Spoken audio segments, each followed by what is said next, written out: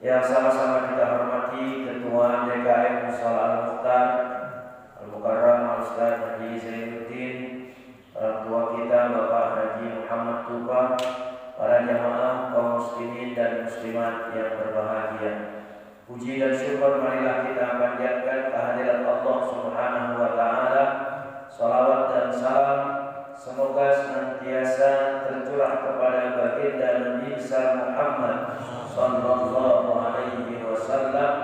Mudah-mudahan salawat yang senantiasa kita baca membawa berkah dan menjadi syafaat buat kita dunia dan akhirat. Amin ya rabbal alamin.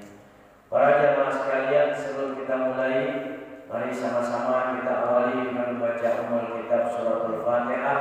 Kita mohon kepada Allah Subhanahu wa taala, mudah-mudahan Allah selalu mengampuni dosa-dosa kita dan dosa-dosa kedua orang tua kita, guru-guru kita, saudara-saudara kita, kaum muslimin dan muslimat. Allah berikan kita, anak-anak kita, keluarga kita taufik dan hidayah serta ilmu yang bermanfaat, rezeki yang halal, yang banyak dan berkah, dimudahkan dalam segala urusan kita, dilancarkan usaha kita, disehatkan badan kita dan dimatikan kita dalam keadaan husnul khatimah. Ala hadhihi niyyah wa ala kulli niyyatin shalihah wa ila hadratin nabi al-Fatihah. A'udzu billahi minasy syaithanir rajim. Bismillahirrahmanirrahim. Alhamdulillahi rabbil alamin. Ar-rahmanir rahim. Maliki yaumiddin. Iyyaka na'budu wa iyyaka nasta'in. Ihdinas siratal mustaqim. Siratal ladzina an'amta 'alaihim ghairil maghdubi 'alaihim waladdallin. Rabbi ighfir lana wa liwalidayna amin. Baik para jamaah, kita buka hadis ke-8 dari hadis Arba'in An-Nawawiyah. Hadis ke-8, An Ibni Umar radhiyallahu anhuma. Bismillahirrahmanirrahim. An Ibni Umar radhiyallahu anhuma anna Rasulullah sallallahu alaihi wasallam qala umirtu an uqatila an-nasa hatta yashhadu an la ilaha illallah wa anna Muhammadar Rasulullah wa yuqimus salata wa yu'tuz zakata fa idza fa'alu dzalika asamu minni dima'ahum wa amwalahum illa bihaqqil islam wa hisabuhum 'ala Allah ta'ala. Rawahul Bukhari wa Muslim. An Ibni Umar, dari sahabat Ibnu Umar radhiyallahu anhuma, semoga Allah meridhoi keduanya. Keduanya di sini adalah Ibnu Umar dan ayahnya Umar bin Khattab radhiyallahu anhu.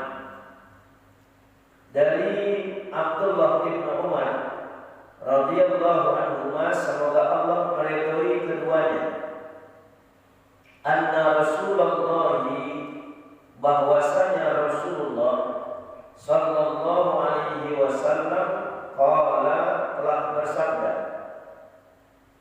umirtu, aku telah diperintah.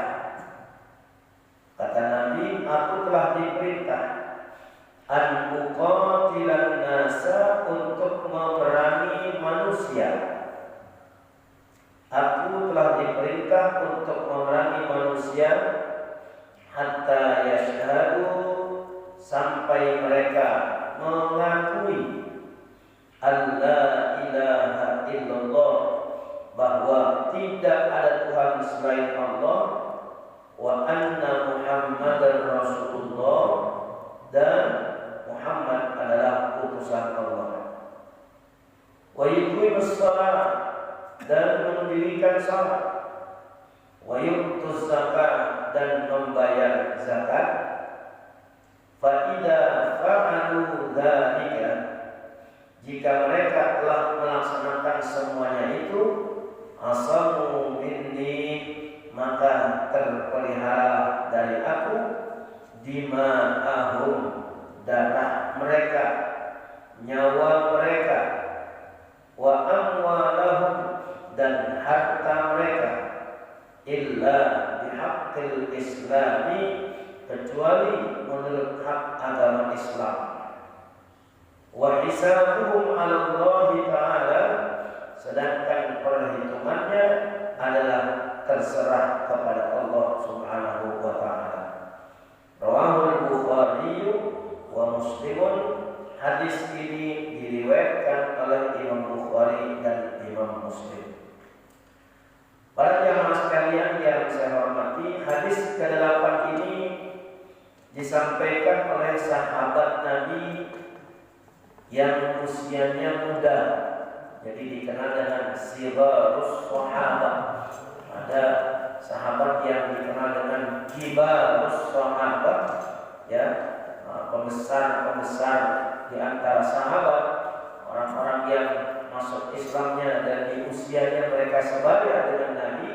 Nah, sementara Abdullah bin Umar ini adalah termasuk min Sigharus Sahabat, ya, sahabat yang boleh dikatakan sangat muda, sangat muda. Nah, dia ini anaknya Umar bin Khattab, namanya Abdullah. Jadi Umar punya anak banyak, tapi satu di antara anaknya itu yang menjadi faqih, menjadi orang yang ahli fikih, fuqaha ulama sahabat, termasuk ahli fikih di antara sahabat-sahabat Nabi, yaitu Abdullah bin Umar. Ya, nama aslinya Abdullah. Kalau di sini dibilangnya Anik bin Umar, dari anaknya Umar. Siapa anaknya Umar? Anaknya Umar adalah Abdullah. Ya, jadi ada beberapa nama Abdullah, Abadillah, yang kita kenal dengan Abadillah. Di antaranya Abdullah bin Mas'ud, ini senior. Abdullah bin Mas'ud. Nah, kalau di hadis jarang disebut nama Abdullahnya, yang disebut sering Anik bin Mas'udin, ya, yaitu Abdullah bin Mas'ud. Yang kedua Abdullah bin Abbas, nama Abdullahnya jarang disebut, disebutnya Anik bin Abbasin. Ada namanya ada, tapi disebut nama bapaknya, ya, Anik bin Abbas. Nah, kemudian Anik bin Umar bin Khattab, ini Anik bin Umar, namanya Abdullah bin Umar. Kemudian disebut lagi Anik bin Amr al-As, ya, Anik bin Amr al-As. Nah, juga namanya Abdullah bin Amr al-As. Ada lagi Anik bin Zubair, namanya Abdullah bin Zubair. Jadi nama Abdullahnya jarang disebut. Kenapa? Karena banyak nama-nama Abdullah, jadi yang disebut adalah nama bapaknya. Ya, dari anaknya Umar, dari anaknya Mas'ud, dari anaknya Zubair bin Awam, dari anaknya Amr bin As, dari anaknya Ibnu, dari anaknya Abbas, gitu. Nama Abdullahnya enggak disebut, ya. Nah, Abdullah bin Umar ini di usia 12 tahun dia sudah minta izin kepada Nabi untuk ikut perang Badar. Tapi belum diizinin dengan Nabi. Kenapa? Karena masih muda. Semangatnya untuk berjuang bersama Nabi Shallallahu Alaihi Wasallam begitu luar biasa. Tapi belum diizinin. Pertama masih muda, kedua juga ada ayahnya Umar bin Khattab. Nah, baru di usia 15 tahun, ketika dia minta izin untuk berperang, ya, bersama Rasulullah, baru diizinkan. Usianya udah 15 tahun. Nah, itu sedikit biografi tentang Abdullah bin Umar bin Khattab radhiyallahu anhu. Maka di situ dikatakan radhiyallahu anhu, semoga Allah meridhoi keduanya. Yang pertama Abdullah itu sendiri, yang kedua Umar bin Khattab radhiyallahu anhu, anak dan bapak bapaknya, ya. Kan ada juga yang cuma radhiyallahu anhu cuma satu. Kenapa? Karena bapaknya masih kafir. Bapaknya masih kafir, jadi nggak didoain. Ya, kalau bapaknya udah Islam, baru disebut namanya. Nanti Umar bin Khattab radhiyallahu anhuma, Abdullah dan ayahnya Umar. Karena ayahnya Umar sudah Islam. Paham gitu ya? Itu penyebutannya radhiyallahu anhu. Kalau perempuan radhiyallahu anha, an Aisyah radhiyallahu anha. Tuh, kalau banyak radhiyallahu anhum. Ya, Abu Bakar, Umar, Utsman, Ali radhiyallahu anhum. Kalau kayak lagi baca salawat Gustur kan suka disebut tuh Abu Bakar wa Umar wa Utsman wa Ali radhiyallahu anhum. Gitu. Anhum kenapa? Banyak, domirnya banyak. Kalau disebut Abdul Qasim, jawabannya Allahumma sholli ala Sayyidina Muhammad. Ya, Abdul Qasim. Kalau di surat Gustur ada sebutan tuh Abdul Qasim, Allahumma sholli ala Sayyidina Muhammad. Kenapa? Karena Abdul Qasim itu nama Nabi. Kunyah Nabi Abdul Qasim. Jadi bukan radhiyallahu anhu, tapi baca sholawat kepada Nabi sallallahu alaihi wasallam. Ya, nah itu sedikit biografi Abdullah bin Umar radhiyallahu anhu. Abdullah bin Umar pernah berkata bahwa Nabi sallallahu alaihi wasallam telah bersabda, Umirtu aku diperintah. Ya, yang diperintah siapa? Nabi yang diperintah. Oleh siapa? Oleh Allah Subhanahu wa taala. Enggak disebut nama Allah. Kenapa? Karena dia fi'il majhul. Fi'il majhul. Kalau fi'il majhul itu bentuknya pasif. Ada bentuk aktif, ada bentuk pasif. Ada maklum, ada majhul. Nah, kalau disebut amarani Allahu berarti nah itu fi'il, fa'il, maf'ul ada di situ. Nah, kalau di sini maf'ulnya enggak ada. Ya, kenapa? Karena maf'ul majhul. Umirtu, aku diperintah. Di sini Nabi yang langsung bicara aku, kata Nabi diperintah. Siapa yang perintah? Sudah pasti yang perintah adalah Allah Subhanahu wa taala. Apa perintahnya? Aku diperintah oleh Allah an uqatilan nasa untuk memerangi manusia. Untuk memerangi manusia hatta yashhadu, sampai mereka berikrar, sampai mereka bersyahadat, bersaksi bahwa tidak ada Tuhan kecuali Allah dan Nabi Muhammad utusan Allah, kemudian mendirikan sholat dan membayar zakat. Nah, ini perlu dijelasin juga antara kata-kata uqatil yang artinya memerangi. Memerangi itu tidak harus membunuh. Ya, di sini kan bahasanya aku diperintah oleh Allah untuk memerangi. Ya, orang kalau salah memahami kata-kata uqatil, nah itu bisa jadi ekstrem, bisa jadi teroris. Kenapa? Karena ada perintah dari Nabi, aku diperintah untuk memerangi. Ya, memerangi siapa? Manusia, sehingga manusia mengucapkan 2 kalimat syahadat, sholat, zakat. Padahal kata-kata uqatil, memerangi itu bukan diartikan ya memerangi bisilah dengan senjata, bukan. Ya, nah di sini kita juga dalam bahasa Indonesia juga sering kita sebut, mari kita perangi kemiskinan. Tuh, apa memerangi kemiskinan? Orang-orang miskin dibunuh? Kan enggak. Ya, dari bahasa Indonesia sudah jelas tuh. Mari kita perangi narkoba. Apa orang-orang yang narkoba itu kemudian kita bunuh? Tidak. Tapi yang dimaksud memerangi di sini adalah ada kesungguhan untuk mengajak mereka. Anas di sini, kalau kita lihat di sini sebenarnya ada bentuk ma'rifat, ada alif lam. Yang dimaksud anas itu al-am alladzi yuradu bihil khas.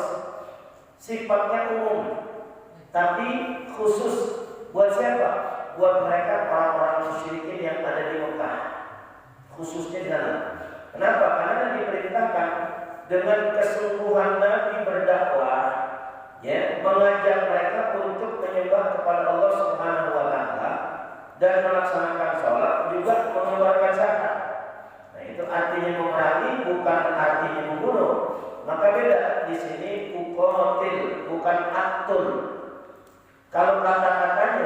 umirtu an aqtulan nas, aku diperintah untuk membunuh manusia.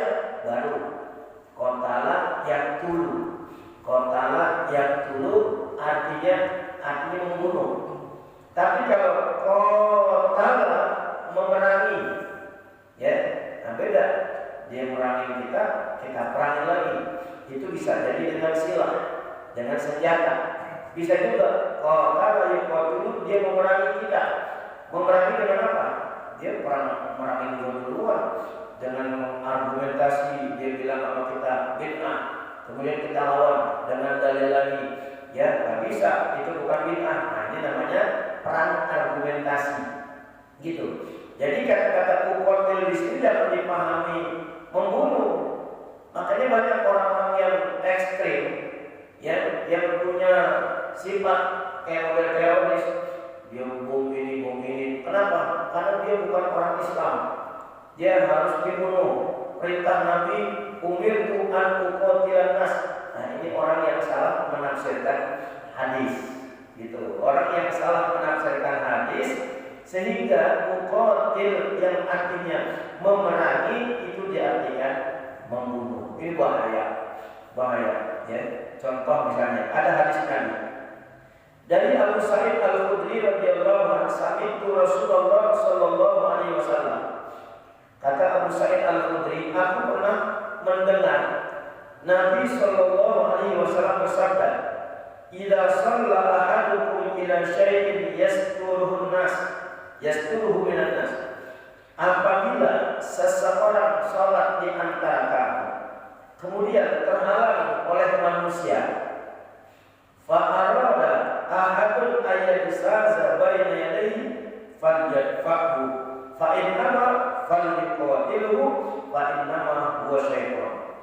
Apabila ada seseorang di antara kamu sholat, ya, sholat, kemudian ada penghalang, udah ada penghalang, tiba-tiba fa arada ayyadsaza ahadun ayyadsaza baina yadayhi, ada orang yang lewat, ya, kita lagi sholat, kita udah kasih penghalang nih, ya, ada penghalang.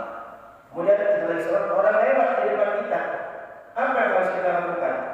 Kata Nabi, falyadfahu, maka tolaklah dia. Gini, tangannya panjang. Maksudnya apa? Jangan sampai dia lewat di situ. Fa'in apa? Jika dia menolak, tolakan kita ditepak oleh dia. Ya, apa kata Nabi? Falyuqatilhu, maka perangilah. Kalau diatin bunuhlah, baru mati orang dibunuh cuma gara-gara kita lewat doang, ya, cuma gara-gara lewat doang kita bunuh. Nah, perintah Nabi falyuqatilhu. Yang dimaksud falyuqatilhu di sini bukan diperangi dibunuh, bukan. Tapi dipakai apa? Tahan. Perkuat dengan sungguh-sungguh, jangan lewat sini. Kemudian kata-kata, cukup kita lagi sholat, ada orang lewat ini, ditahan, kita gini terus sampai dia menghindar. Itu yang dimaksud falyuqatilhu. Jadi nggak bisa dikatakan bunuh dia, aduh, cuma gara-gara tangan doang, orang lewat doang dibunuh, kan banyak, ya.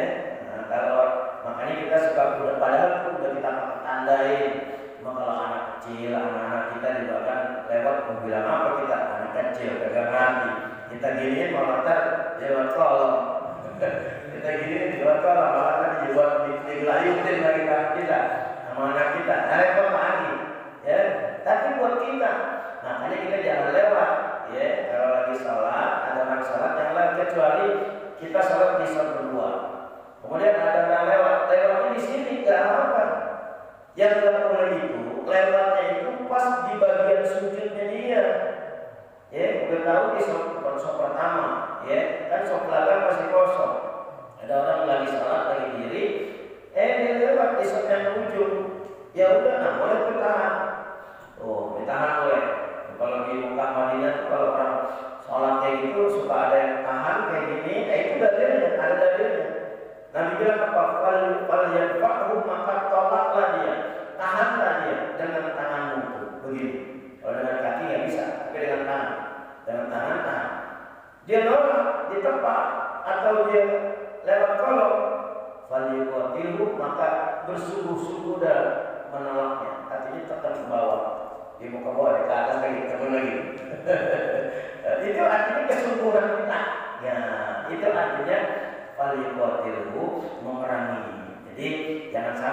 diartikan bahwa kata-kata uqatilan nas, aku diperintah untuk memerangi manusia, artinya membunuh manusia, berabe. Ya, maka banyak orang-orang jahat yang dikatakan teroris, ya, radikal. Kenapa? Karena dia bunuh diri. Banyak orang-orang yang dianggap kafir sama mereka. Kenapa? Karena dia tidak memahami hadis ini. Ya, jadi semua ulama sepakat bahwa kata-kata uqatil di situ bukan membunuh, tapi memerangi. Kita perangi kemiskinan. Kita perangi kemiskinan dengan cara apa? Bagi-bagi makan setiap hari, bagi susu, bagi makanan. Duitnya dari mana? Duit negara. Ya, sebenarnya dikasih yang buat pendidikan yang lain. Enggak, ngasih kartunya ya. Ujung-ujungnya duitnya habis udah kartu sabar semua yang ada. Udah kagak ada duitnya. Nah, setiap hari bisa berapa triliun buat ngasih makan orang doang. Setahun 200 triliun ngabisin buat kasih makan. Sampai sekarang juga kita nggak dikasih makan pemerintah juga bisa gitu. Gara-gara buat kasih makan. Nah, ini yang ini mesti diperangin nih. Perangin bukan perangin. Kita bunuh aja bukan. Perangin jangan sampai terjadi. Cuma ngabisin duit doang. Kita juga harus Senin Kemis puasa. Senin Kemis puasa kan? Ya udah kagak dikasih makan duitnya kemana tuh ntar? Pakai logika ya, memang susah. Nah, jadi di sini diperintah.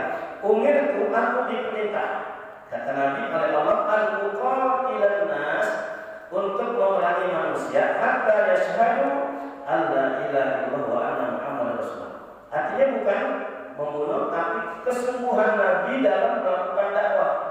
Aku diperintah oleh Allah Subhanahu wa taala untuk bersungguh-sungguh dalam berdakwah, ngajak orang beriman kepada Allah, ngajak orang masuk dalam agama Islam, juga mendirikan sholat dan membayar zakat. Itu yang dimaksud dengan uqatilan nas, ya, memerangi, bukan dibunuh, gitu ya. Itu. Nah, kemudian kalau orang itu sudah bersyahadat, bersaksi, ya, kepada Allah Subhanahu wa taala, menyaksikan Nabi Muhammad SAW, kemudian juga mendirikan sholat dan juga membayar zakat, maka dia bebas terpelihara dari apa? Dia dilindungi. Nah, wa hisabuhum Allah. Adapun hisabnya nanti itu adalah urusan dia dengan Allah Subhanahu wa taala. Kenapa? Karena soal syahadat, ya, itu urusan dirinya dengan Allah Subhanahu wa taala. Enggak ada yang tahu. Ya, sebab ada seorang sahabat yang ketika dalam peperangan tarung, musuh udah kalah, udah jatuh. Kemudian itu musuh mengucapkan 2 kalimat syahadat. Asyhadu an la ilaha illallah wa asyhadu anna Muhammadar rasulullah. Tetap dibunuh oleh sahabat. Ya, ada sahabat yang lapor ke Nabi, ya Rasulullah, itu tadi bulan bin bulan membunuh orang yang sudah mengucapkan 2 kalimat syahadat. Lalu kata sahabat, masuk di akal juga jawabannya. Itu pura-pura aja dia biar saya selamat, biar saya nggak bunuh, saya bunuh aja. Lalu Nabi bilang begini, apakah kau tahu hati seseorang? Hati seseorang tidak ada yang tahu. Ya, artinya apa? Dia mengucapkan 2 kalimat syahadat, mungkin benar-benar dia sudah pasrah, menyerah, dan dia berserah diri kepada Allah. Tapi bisa jadi ketika dia mau dibunuh, dia cari selamat. Tapi sahabat tetap aja, tidak ada urusan bunuh sampai mati. Gitu. Ya, cuma dilarang sama Nabi. Nah, Ali bin Abi Thalib pernah ketika itu musuh sudah mau dibunuh, diludahin, mukanya diludahin, sama Ali nggak jadi dibunuh. Kalau kita malah kita terusin, ya, minta kita terusin, diludahin, terusin. Kita tanggung ya, tanggung. Ini Ali juga nggak jadi. Ditanya, itu kalau dia mengucapkan 2 kalimat syahadat, mungkin nggak jadi dibunuh. Ini diludahin nggak jadi. Ya ditanya, Ali, kenapa kamu nggak bunuh? Dia ngeludahin aku. Aku nggak mau membunuh karena aku dendam, karena aku diludahin. Tuh, karena aku sakit hati aku diludahin, bukan begitu caranya. Itu hebatnya sahabat seperti itu, ya. Makanya Nabi SAW bersungguh dalam berdakwah.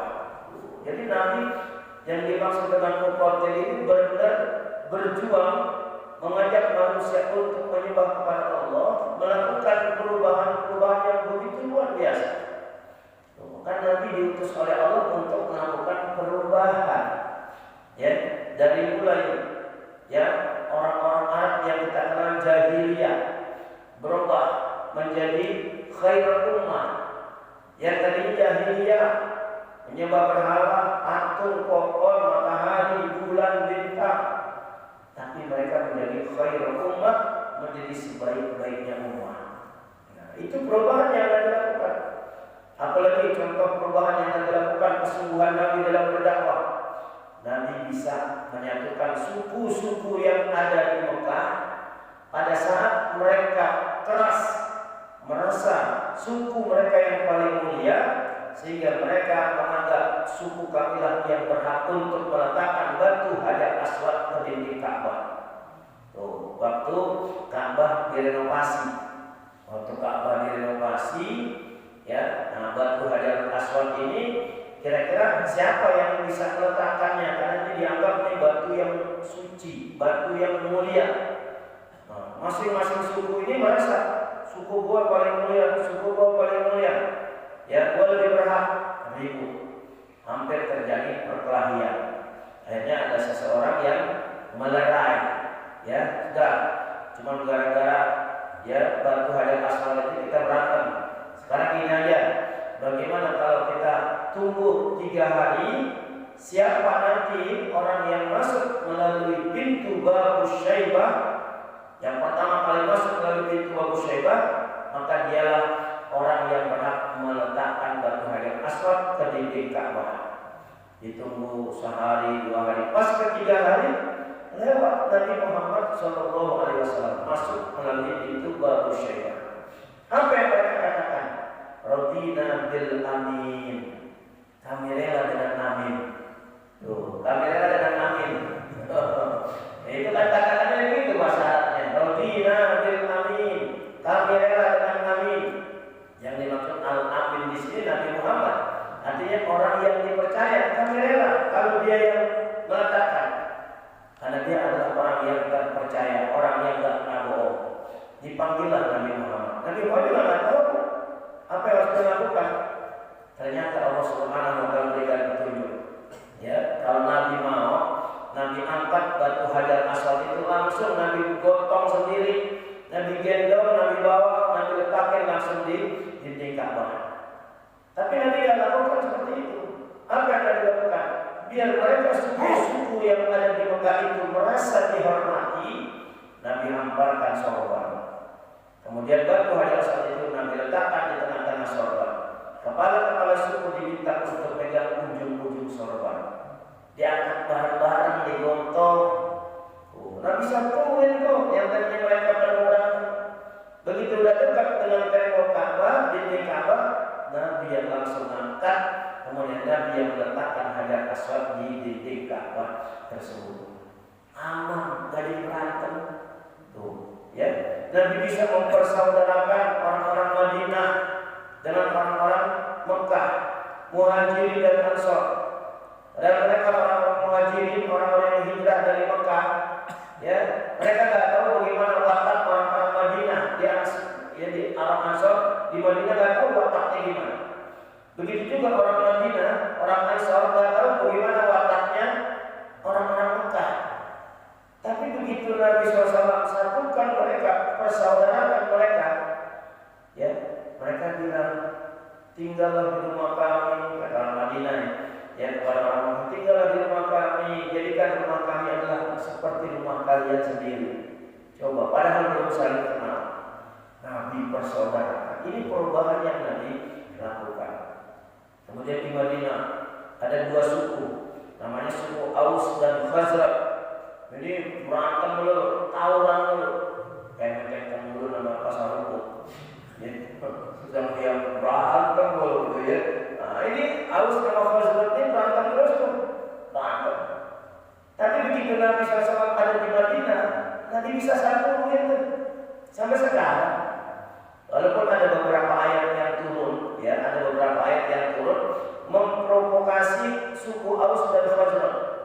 Jadi orang Mekah, ya, ngelihat Madinah hidup aman, akur di bawah kepemimpinan Nabi, mereka gak suka. Hanya diutus beberapa orang untuk menjadi provokator, biar Aus Khazraj ini berantem lagi. Nah, itu terjadi pada saat ingin terjadi perkelahian antara dua suku tersebut. Nabi ada di tengah, bersatu lagi, damai lagi, nggak mempan provokasinya. Itu hebatnya Nabi Shallallahu Alaihi Wasallam membawa perubahan. Ya, damai yang sekarang, nggak ada berantem-berantemnya.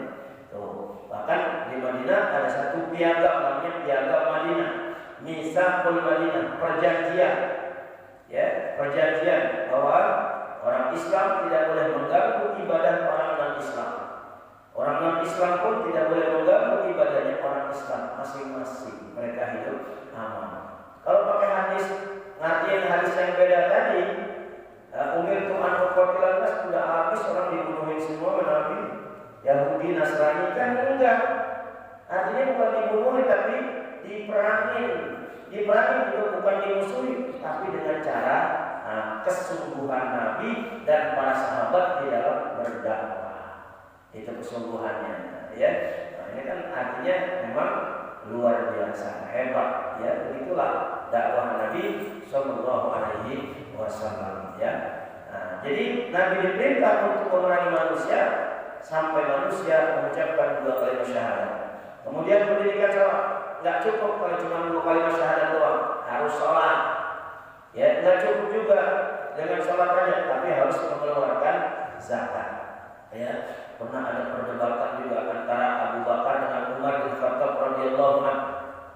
Umar bin Khattab bilang, ya cukup cuma mengucapkan 2 kalimat syahadat aja, udah selamat dia. Kata Abu Bakar, enggak, belum cukup. Sebab akhirnya banyak orang-orang yang cuma sekedar nama Islam, bersyahadat tapi dia tidak mendirikan sholat, bersyahadat tapi dia tidak membayar zakat.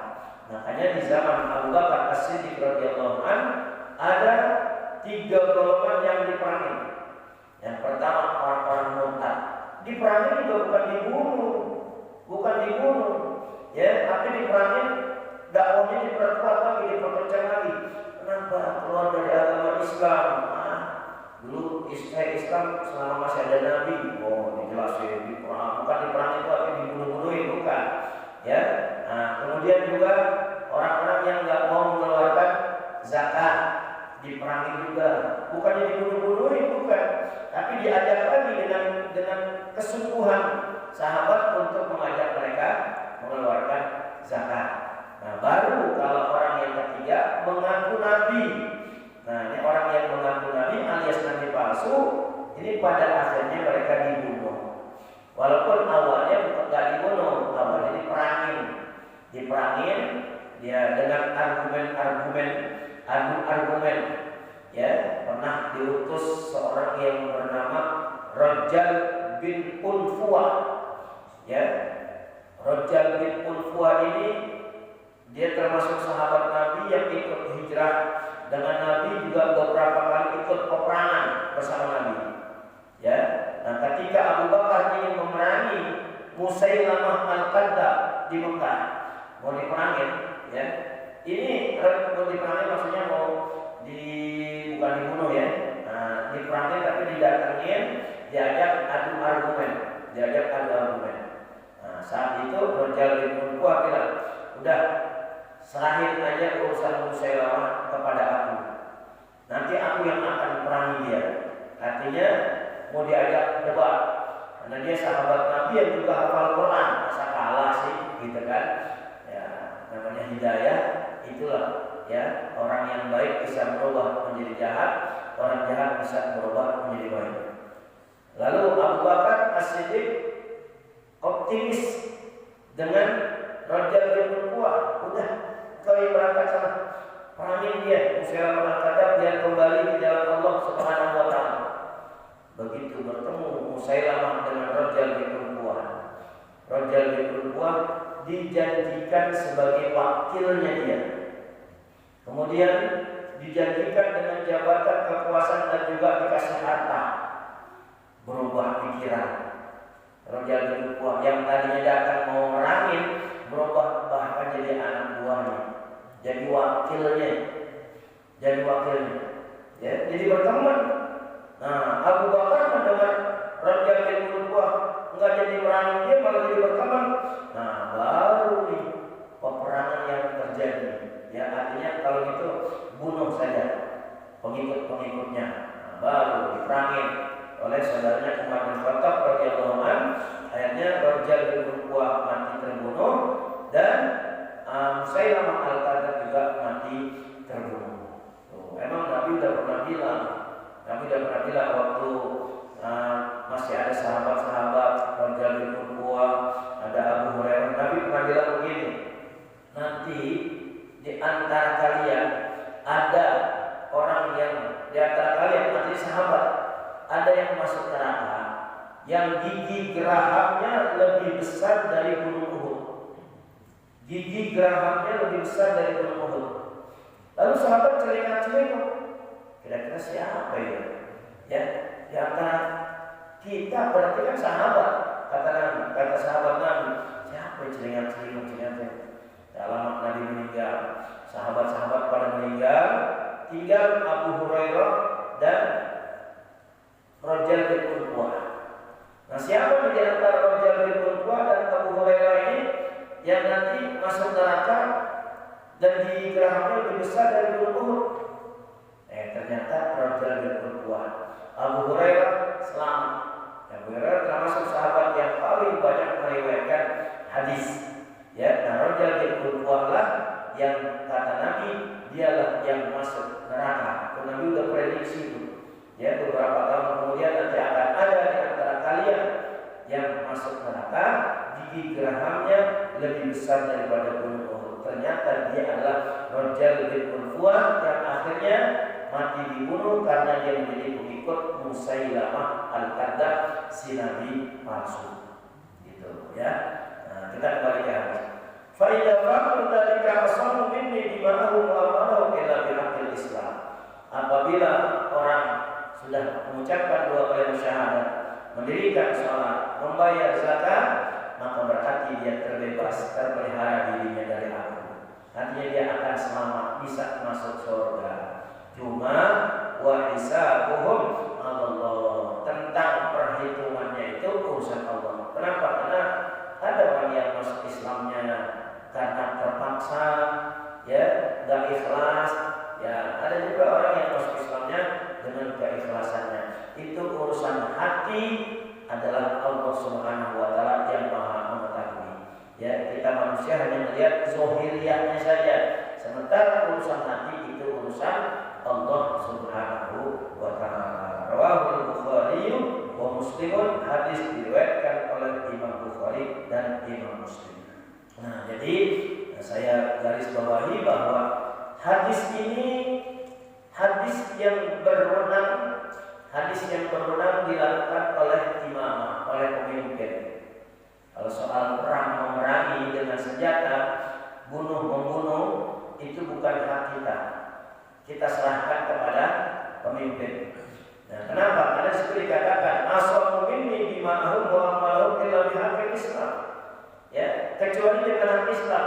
Artinya kalau dia membunuh, maka siapa yang berhak membunuh? Yang berhak membunuh bukan kita, tapi yang berhak membunuh adalah imam, pemimpin. Ya, hakimud daulah, pemimpin negeri ini, hakimnya siapa? Tentukan. Oh, dia membunuh. Nah, setelah dia membunuh, dicari bukti-bukti pembunuhannya. Udah jelas terbukti pembunuhannya, maka dia harus dibunuh lagi. Itu bukan kita yang melakukan. Bukan dikeroyok, dibunuh, bukan. Ya, kalau begitu malah kita jadi dosa semua. Tapi serahkan dulu kepada pemerintah untuk dihakimi, diadili. Setelah diadili, bukti-buktinya nyata, jelas, maka dia harus dihukum qisas. Begitu juga hadduz zina, orang yang berzina, laki perempuan, ya, yang sudah nikah, yang belum nikah, hukumnya apa? Itu kalau dia berzina bukan kita yang melakukan. Oh, dia berzina, dia udah punya istri, dia udah punya suami, selingkuh, berzina. Ayo, katanya hukumannya rajam, harus mati. Bukan kita yang berhak melakukannya. Kenapa? Di situ illa bihaqqil Islam, kecuali dengan Islam, artinya sesuaikan. Maka hukum ini adalah hukum imamah, hukum pemerintah, hukum pemimpin. Kalau soal perang, urusan pemerintah. Kalau pemimpin kita dalam perang, perang. Ya, kalau pemimpin kita hukum mati, hukum mati. Itu juga harus ada bukti-bukti yang konkret, bukti-bukti yang nyata, gitu ya. Sampai sini ada yang boleh tanya? Ya.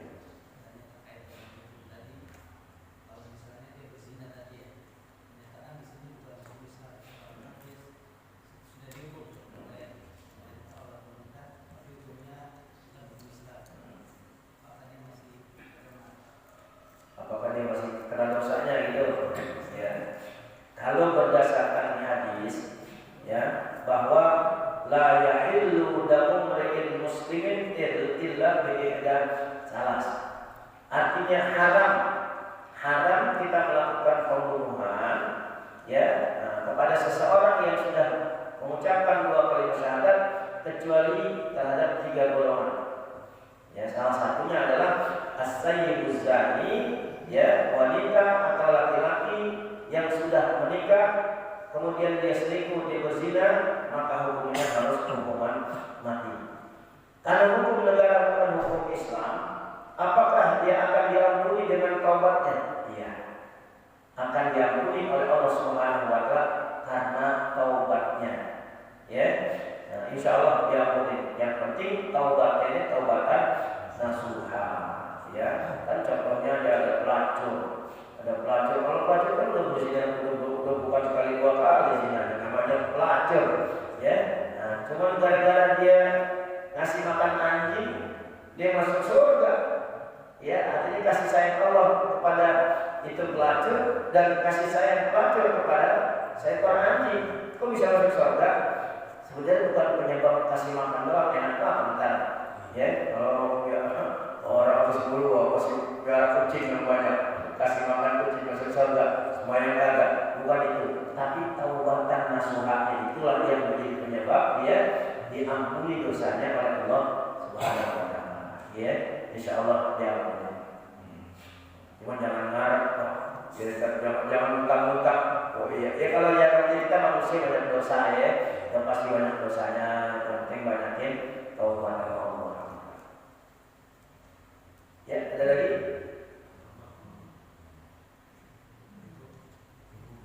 Cukup? Ya cukup, mudah-mudahan sedikit yang sudah kita baca bermanfaat buat kita semua. Mudah-mudahan Allah berkahi hidup kita, keluarga kita, anak-anak kita, juga kampung kita dan negara kita. Ya, Allah kabulkan niat dan keinginan kita. Allah matikan kita dalam keadaan husnul khatimah. Ala hadhihi niyah al-Fatihah. A'udzu billahi minasyaitonir rajim. Bismillahirrahmanirrahim. Alhamdulillahi rabbil alamin. Ar-Rahmanir Rahim. Maliki yaumiddin. Iyyaka na'budu wa iyyaka nasta'in. Ihdinas siratal mustaqim. Siratal ladzina an'amta 'alaihim ghairil maghdubi 'alaihim waladdallin. Amin. Rabbana anfa'na bima 'allamtana. Rabbi 'allimna alladhi yanfa'una. Ilahana akrimna bil 'ilmin nafi' wal rizqil halal warzuqna min haitsu la nahtasib. Da'wahum fiha subhanakallahumma wa tahiyyatuhum fiha salam. Wa akhiru da'wana alhamdulillahi rabbil alamin. Terima kasih dan mohon maaf. Assalamualaikum warahmatullahi wabarakatuh.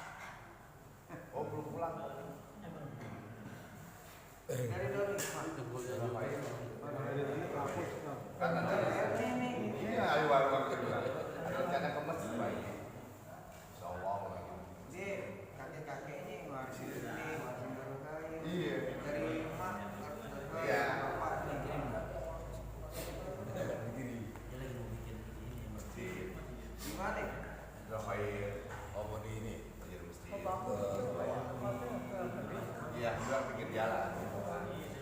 Ya sementara kita buat satu. Mana ada itu jalan pasti bisa pasti jangka panjang itu apa? Udah. Asalam. Ya, depan asalam. Jauh kan jauh. Kayak ini jadi kayak apa? Abadnya apa namanya? Nah, ya. Jawa, sono. Ini dekat banget. Kalau anak kalau sama lagi banjir, ini loh cuma suka air kan di bawah kan. Salam dulu, salam. Kalau kita jadikan sempat ya. Kita rawa. Iya, yang benar bisa nampung 200-300 orang di Mataram di atas. Anwar Soleh namanya ketum. Kalau Anwar Soleh namanya ketum. Jadi gitu Pak. ada yang gini terus kalau lumayan. Iya. Melawi. Kan si Usuf juga Sofian kalau bisa dia ngomong masjid jadi warungnya diwakafin lagi dia katanya. Warung depan. Wakafin lagi. Ayahnya mana ya? Omar. Tadi sudah tanya mana? Udah. Katanya gitu. Tapi udah nih, udah Kemudian KDRI, BKMUI tinggal buat kata usaha ya surat setujuan antara usaha karena videonya aja ini sama RW. Iya, makin belum nanti. Ini tiga ini. Aneh ketuanya tapi adiknya namanya Pak Yusuf. Oh iya. Yusuf. Betul gua ya. Ya, Jadi, kita ketua aja adiknya. keluarga.